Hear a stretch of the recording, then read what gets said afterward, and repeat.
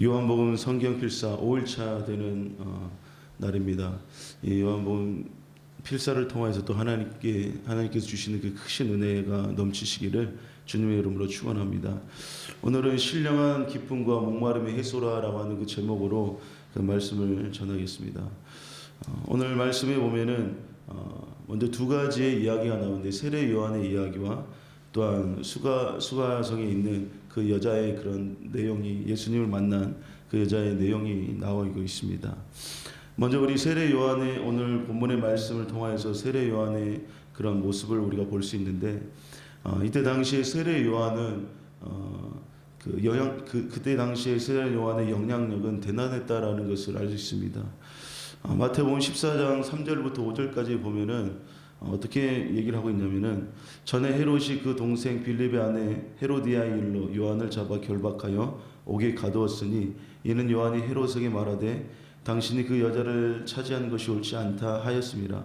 헤롯이 요한을 죽이려고 하되 우리가 그를 선지자로 여김으로 그들을 두려워하더니 이때 당시에 헤롯이 분봉왕으로 있을 그런 당시였는데 자기를 왕인 그 자기의 마음을 불편하게 만들고 또한 자기를 이렇게 어떻게 보면은 안 좋게 얘기하는 그런 것을 헤롯 왕이 들었는데도 요한 그 마음 속에서는 요한을 죽이고자 하는 그 마음이 있었습니다. 그러나 방금 이 그 말씀과 같이 헤롯이 요한을 죽이려 하되 우리가 그를 선지자로 여김으로 그들을 두려워했다라고 말씀합니다. 이와 같이 세례 요한을 따르는 무리들이 많이 있었고 또한 그에 따른 그런 세례 요한의 영향력은 그렇게 컸다는 것을 볼 수 있습니다.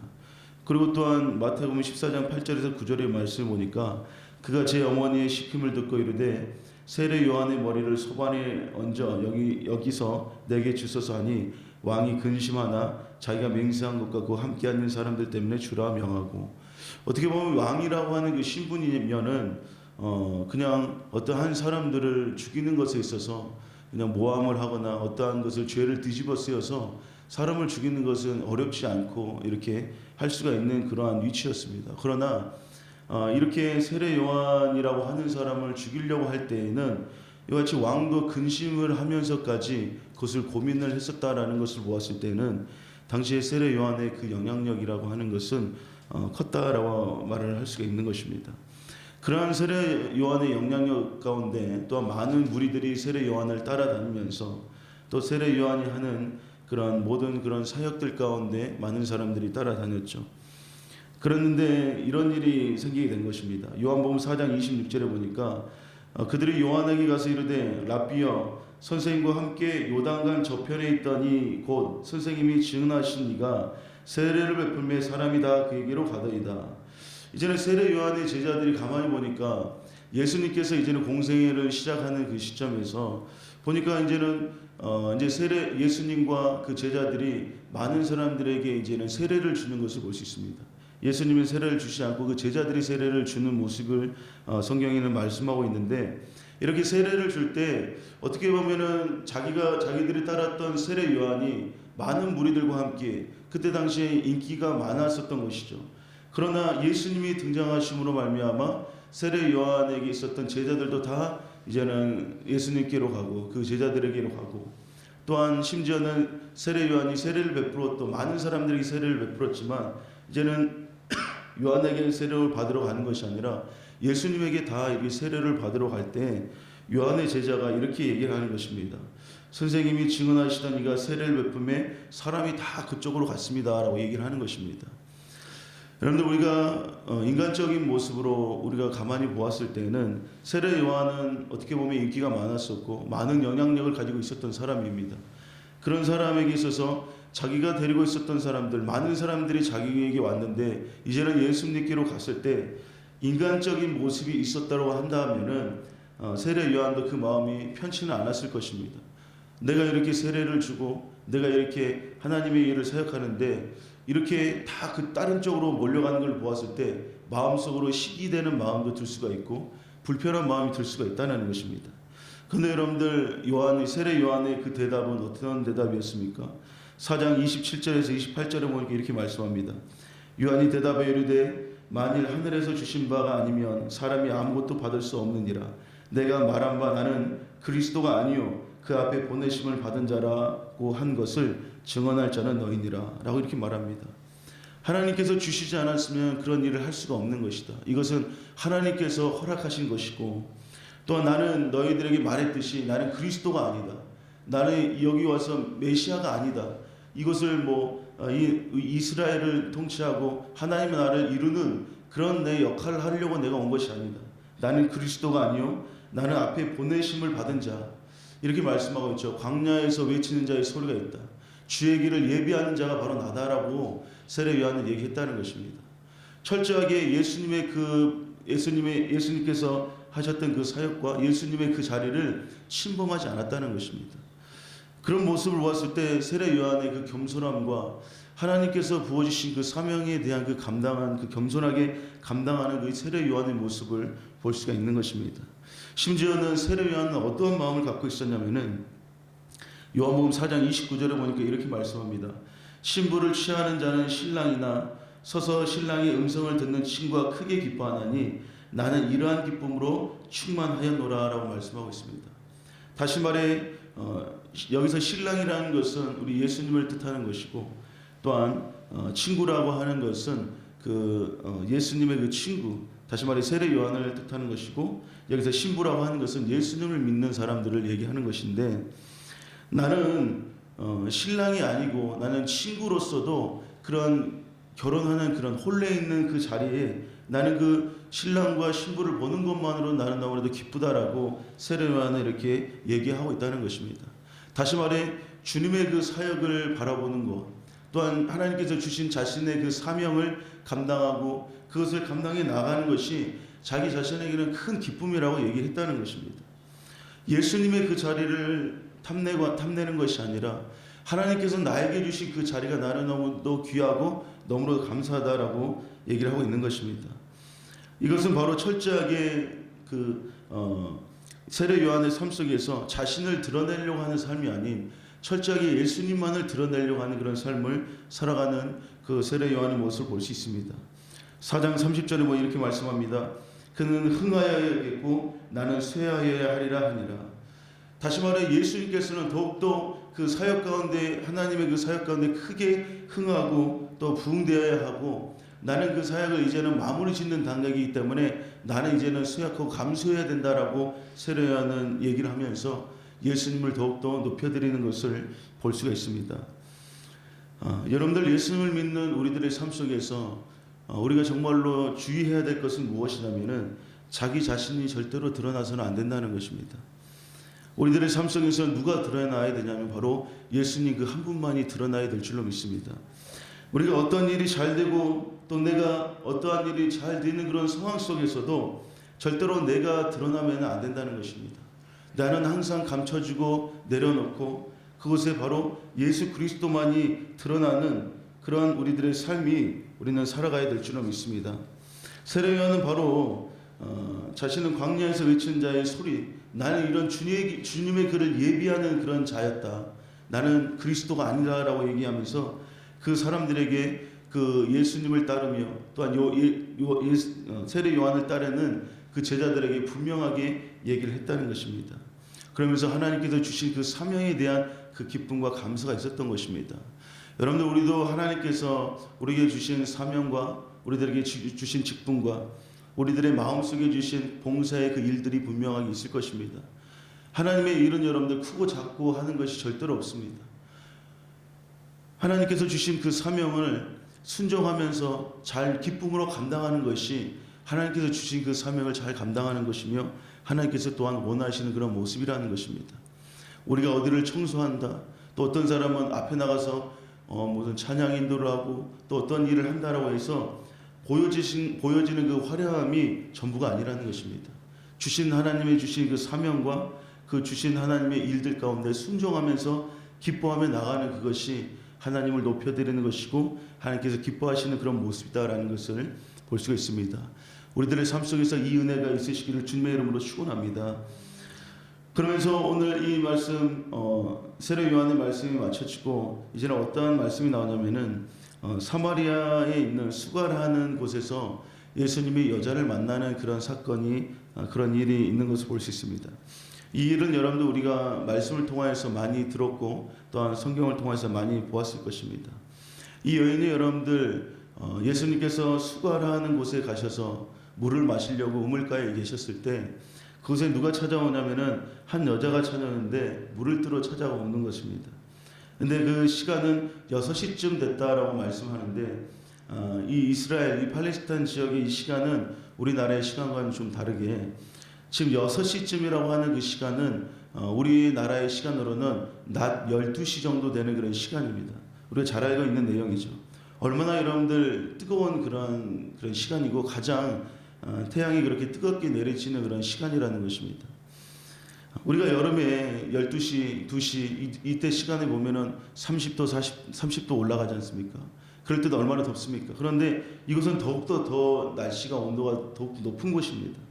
그런데 이 여자가 낮 12시 가장 뜨거울 때 물을 기르러 갈 수밖에 없었던 그 모습은 왜 그랬냐면은 오늘 말씀에서도 나타날 텐데 이 여자에게는 그 남편이 5명이 있었다라고 하는 것을 볼 수가 있습니다. 그 이야기는 좀 이따가 나중에 해드리겠습니다. 오늘 말씀에 요한복음 4장 5절에서 6절에 말씀이 보니까 이렇게 말씀합니다. 사마리아에 있는 수가라 하는 동네에 이르니 야곱이 그 아들 요셉에게 준 땅이 가깝고 거기 또 야곱의 우물이 있더라. 예수께서 길 가시다가 피곤하여 우물 곁에 그들을 앉으시니 때가 6시쯤 되었더라. 사람들의 눈을 피해서 이 여자는 그 우물가에 가서 물을 기르려고 했다는 것입니다. 왜 사람들의 눈을 피하려고 했을까요? 12시 가장 뜨거울 때는 사람들이 물을 기르러 오지 않습니다. 좀 날이 해가 지고 이제는 좀 선선해질 때 사람들이 가서 물을 기르러 가지 이렇게 가장 뜨거울 때는 안 한다는 것입니다. 그러나 이 시간을 이 여자는 선택했던 것은 무엇이냐면은 이 여자에게는 남편이 많았다는 것을 볼 수 있습니다. 요한복음 4장 16절에서 18절에 보니까 이렇게 말씀합니다. 이르시되 가서 내 남편을 불러오라. 여자가 대답하여 이르되 나는 남편이 없나이다. 예수께서 이르시되 너가 남편이 없다는 말이 옳도다. 너에게 남편 5이 있었고 지금 있는 자도 내 남편이 아니니 내 말이 참되도다 라고 예수님께서 말씀하십니다. 이 여자에게는 남편이 5이 있었다라고 말씀합니다. 이때 당시에는 남편을 5명을 두기가 어렵겠지만 그 남편이 첫째 남편이 죽고 둘째 남편이 죽고 이렇게 정확하게 기록은 되어 있지 않지만 아마 그렇게 될 수 있던 것입니다. 그렇게 여자는 5명의 그 남편을 가지고 있었고 지금도 가지고 있는 그 남편이 너의 남편이 아니다라는 것을 예수님께서는 모든 것을 다 알고 계셨던 것입니다. 여자라고 하는 그런 존재가 이 여자는 그 남자라고 하는 그 존재를 내려놓을 수가 없었던 그러한 사람이었다는 것입니다. 자신에게서는 어떻게 보면 없어서는 안 될 존재가 바로 남자라고 하는 그런 존재였다는 것입니다. 이때 당시에는 남자가 없으면 경제적으로 활동을 하기가 힘들고 어려운 부분도 있었고 또한 이 여자는 남자가 없으면 안 된다라고 하는 그런 자신의 그런 마음들이 가지고 있었다는 것입니다. 어떻게 보면 이 남자라고 하는 존재를 내려놓을 수가 없는 그런 삶을 살았던 사람이 오늘 말씀에 나온 이 여자의 모습이었다는 것을 볼 수 있습니다. 우리들의 삶 속에서도 우리가 자신이 스스로가 내려놓지 못하는 것이 많이 있을 것입니다. 그런 것이 있을 텐데 우리가 세상의 것 또한 이 세상에서 주는 물질과 같은 것들 이 세상의 그 육신의 것들 육신으로 채우려고 하는 우리들의 모습들 내려놓지 못한 우리들의 그런 모습들이 우리들이 있을 텐데 그런데 여러분들 가만히 보면 세상의 것이 아무리 충족된다고 할지라도 육신의 것이 아무리 충족된다고 할지라도 그 사람에게서는 그것이 자기 자신에게 모든 것을 다 채워줄 수는 없는 것입니다. 다시 말해 좀 더 깊게 들어가면 영적인 모든 문제들을 채울 수 없고 영적으로 이렇게 비어져 있는 그 공간들을 그 사람들은 세상의 것, 육신의 것으로도 채울 수가 없다는 것입니다. 아무리 여러분들 많이 가지고 있다고 해도 자기 자신에게 없는 것이 없을 만큼 모든 것을 갖추고 있다고 할지라도 그 영적인 것으로 채울 수는 없다라고 하는 것을 볼 수가 있습니다. 이것이 바로 영적인 갈증, 세상의 것, 육신의 것으로 채울 수 없다는 것을 볼 수 있습니다. 우리가 잘 알고 있듯이 솔로몬이라고 하는 사람이 얼마나 많은 것을 갖추고 있었던 사람이었습니까? 그때 당시에는 은도 귀하게 여기지 않은 그런 나라였죠. 금이 흔했기 때문에 은도 귀하게 여기지 않았습니다. 또한 첩들도 또한 부인들도 많이 있었고 지식도 있었고 모든 것을 다 갖추고 있었던 사람이 바로 솔로몬이었습니다. 그러나 솔로몬이 전도서에 뭐라고 말씀하고 있습니까? 1장 2절에 전도자가 이르되 헛되고 헛되며 헛되고 헛되니 모든 것이 헛되도다. 자기가 모든 것을 가지고 있었지만 그것이 다 자기를 만족시킬 수 없었다라는 것입니다. 자기 자신을 채울 수가 없었다라는 것입니다. 그래서 내가 가지고 있는 모든 지식과 가지고 있는 모든 죄와 부귀 영화 모든 것이 다 헛되고 헛된 것이다 라고 솔로몬을 고백하는 것을 볼 수가 있습니다. 요즘에 뉴스를 보니까 여러분들 좀 안타까운 소식이 있었죠. 굉장히 대기업에 있었던 그 사장님이 그 CEO였죠. 그분이 이렇게 죽었던 그런 모습을 볼 수가 있습니다. 그 넥센이라고 하는 게임사를 이렇게 운영했던 그분인데 제가 알아보니까 그분이 우리나라에서 자산 가치가 가장 많은 사람이었다고 하더라고요. 근데 좀 더 기사를 자세하게 찾아보니까 하와이에서 이렇게 투신 자살을 했다라고 이렇게 얘기를 하더라고요. 우울증 때문에 이렇게 했다는 것을 보았을 때 좀 납득이 잘 되지 않는 게 그렇게 모든 것을 갖추고 있는 사람이었는데 어떻게 많은 것을 다 할 수가 있는 사람이었는데 왜 자기의 스스로가 자기 목숨을 끊었을까라고 하는 것이 잘 납득이 잘 되지 않았습니다. 그러나 우리가 영적으로 보았을 때는 그도 분명하게 영적으로 채워지지 못하는 것, 영적인 갈급함이 있었기 때문에 세상의 것으로 육신 것으로 아무리 채우려고 해봐도 그것이 채워지지 않은 상황 속에서 우울증이 오고 그런 상황 속에서 그가 마지막에 자신의 목숨을 끊는 그런 일들을 보는 것을 그런 일이 있었다는 것을 알게 되었다는 것입니다. 여러분들 사람은 주님으로부터만 채워지는 것이 있다는 것을 분명히 알아야 될 줄로 믿습니다. 아무리 우리가 이것을 채우고 왜 내가 공허한 마음이 들고 내 마음속에 왜 이게 빈 것 같이라고 하는 생각 속에서 우리는 그것에 영적인 것이 채워지지 않고 주님의 것이 채워지지 않았기 때문에 우리들의 마음속에 공허한 마음들과 텅 빈 것 같은 마음들이 우리들에게 들게 된다는 것입니다. 이런 것은 세상의 것으로 아무리 채워지고 또 물질로서도 많이 채워지고 육신의 것으로 아무리 채워진다고 해도 이 영적인 갈증은 해소할 수가 없다는 것입니다. 사람들이 이러한 영적인 갈증을 갖게 되는데 우리도 살면서 이런 영적인 갈증, 채워지지 않고 공허한 마음들이 드는 우리들의 모습들이 있을 텐데 이러한 영적인 갈증을 갖게 되는 것을 에레미야는 에레미야서에서 이렇게 말씀을 하고 있습니다. 에레미야 2장 13절에 보니까 이렇게 말씀합니다. 내 백성이 두 가지 악을 행하였나니 곧 그들이 생수의 근원되는 나를 버린 것과 스스로 엉덩이를 판 것인데 그것은 그 물을 가두지 못할 터진 웅덩이들이다라고 말씀하고 있습니다. 여기서 보면은 그들이 영적으로 이렇게 갈급함을 채워지지 못했다. 영적인 그 갈급함이 있었던 것은 무엇이냐면은 첫 번째로 바로 하나님을 버린 것입니다. 다시 말해 하나님과 멀어졌기 때문에 영적인 갈증이 그들에게 생기게 되었다는 것입니다. 세상을 쫓고 죄를 쫓아가는 것을 통하여서 하나님과 여러분들 멀어지는 삶을 살아가게 된다는 것입니다. 요한복음에서도 15장에서도 말씀하듯이 너희는 포도나무여 나는 포도나무 너희는 가지라고 말씀합니다. 포도나무는 예수님을 통하여서 그 뿌리를 통하여서 영양분을 공급받아 가지에게 공급되는 것인데 하나님과 멀어지고 예수님과 멀어지며 또한 죄를 통해서 세상을 쫓는 그런 모습 가운데 멀어지다 보니까 하나님께 공급받는 것을 중단되어 버렸다는 것입니다. 그렇게 해버렸더니 영적인 갈증이 그들에게 오게 되는 것이고 두 번째로는 스스로 갈증을 해결해보고자 웅덩이를 그렇게 판 것이 그들에게 영적인 갈증이 더욱더 심하게 되었다는 것입니다. 오늘 말씀에서 또 보니까 이렇게 말씀하셨죠. 그것은 그물을 가두지 못한 터질 웅덩이들이다 라고 말씀합니다. 스스로 그들이 웅덩이를 판 것입니다. 이 영적인 갈증을 해결하고자 자기 스스로 노력을 한 것입니다. 스스로 웅덩이를 팠는데도 그들이 그것을 해결하지 못했다는 것입니다. 왜냐하면 그것을 웅덩이를 파봤자 물을 거기다가 가둬봤자 거기는 터진 웅덩이이기 때문에 물이 계속 빠질 수밖에 없었다는 것입니다. 이것은 무엇을 의미하는 것이냐면은 세상적으로 육신적으로 채우면 채울수록 그것이 다 빠져나간다는 것입니다. 영적으로 채울 수가 없다는 것입니다. 공허함이 더욱더 사람들에게서 심해진다는 것입니다. 우리가 공허함 속에 또한 허전함 속에서 많은 것을 먹어보기도 하고 재밌는 것을 봐보기도 하고 또한 우리가 여행을 가보기도 해도 그 모든 것을 해보아도 그것이 더욱더 우리 영혼의 갈증을 해결할 수는 없다는 것입니다. 더욱더 공허함들이 더해간다는 것을 볼 수가 있는 것입니다.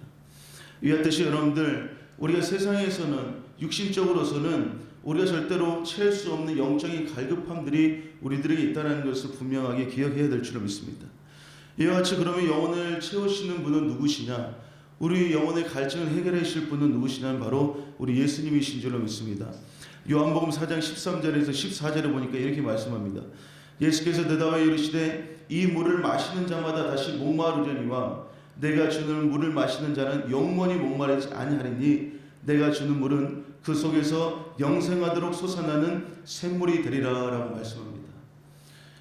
세상에서 아무리 세상의 것을 추구하고 육신적인 것을 가져봐도 목마르면 더해간다는 것입니다. 이 여자는 예수님에게 그렇게 고백하죠. 이제는 너에게 내가 주는 물을 마시면은 너가 더 이상 목마르지 않을 것이다 했더니 이 여자는 영적인 것을 생각하지 못하고 정말로 그런 물이 있는 것이라고 생각했다는 것입니다. 그런 물이 있으면 저에게도 좀 주십시오. 이제는 내가 이 더운 날에 와서 이렇게 사람들의 눈을 피해서 와서 물 기르는 게 너무나도 힘듭니다. 그 물을 저에게 주셔서 물 기르러 오지 않게 해주십시오.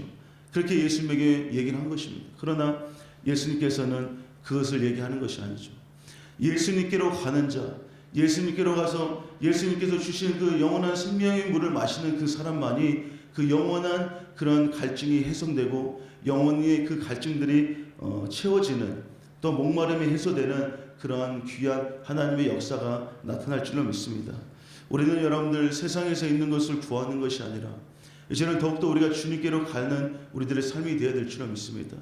힘들고 어렵고 고난이 있을 때 세상에서 우리가 해결하려고 하는 것이 아니라 이제는 주님께로 더욱더 가까이 가보자 우리가 힘을 쓰고 더욱더 몸부림을 치는 우리들의 삶 속에서 예수님을 통하여서 우리들에게 부어주시는 영원한 샘물, 솟아나는 샘물, 영원히 마르지 않는 그 샘물 가운데 우리가 목마르지 않는 그런 채워지는 하나님의 역사가 있을 줄로 믿습니다.